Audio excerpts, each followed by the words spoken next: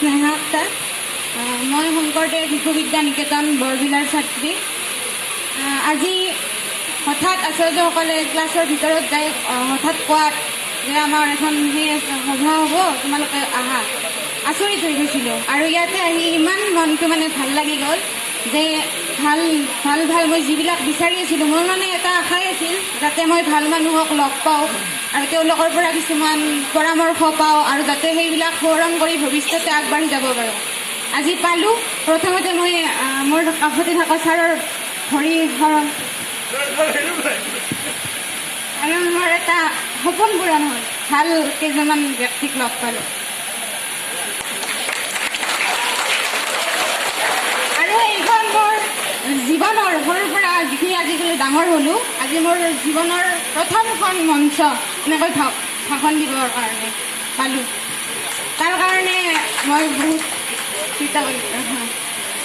মোক মায়ে এটা কথাই কৈ থাকে ঘৰত যে মাৰো সপোন আছে, মোৰো সপোন আছে যে মই ৰিজাল্টটো মোৰ ভৱিষ্যতে বেয়া নহয়, ভালেই হ'ব। মোৰো এটা সপোন আছে আৰু মাৰো সপোন আছে।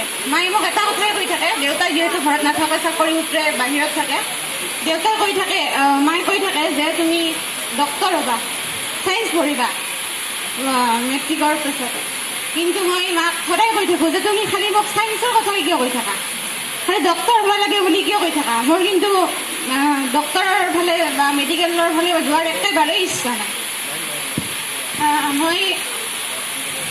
মই আৰ্টছ নাইবা কমাৰ্চ এই দুটাৰ ভিতৰত এটা চুজ কৰিব বিচাৰোঁ আৰু ভৱিষ্যতে আগবাঢ়ি যাব বিচাৰোঁ। মই ডক্তৰৰ ফালে একদমেই ইচ্ছা নাই, কাৰণ আমাৰ 90% ষ্টুডেণ্টৰে ডক্তৰ, খালি মেডিকেলৰ ফালেহে ধাউতি বেছি। মোৰ কিন্তু নাই।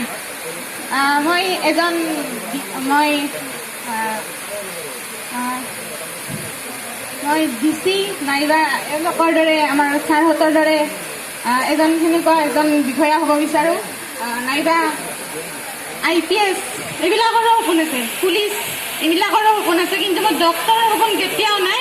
আৰু মই পৰাপক্ষত মই ডক্তৰ নহওঁ। আজি মই এইখন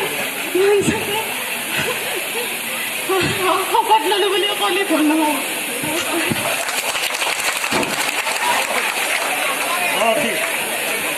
মই কৈছোঁ ন, সমাজৰ আমাৰ সকলো শ্ৰেণীৰ ব্যক্তি লাগিব। চব ডক্তৰ হ'লে বাকী কামবিলাক কোনে কৰিব? জিলাখন কোনে চলাব, ৰাজ্যখন কোনে চলাব? তাৰমানে সকলো শ্ৰেণীৰ ব্যক্তি লাগিব।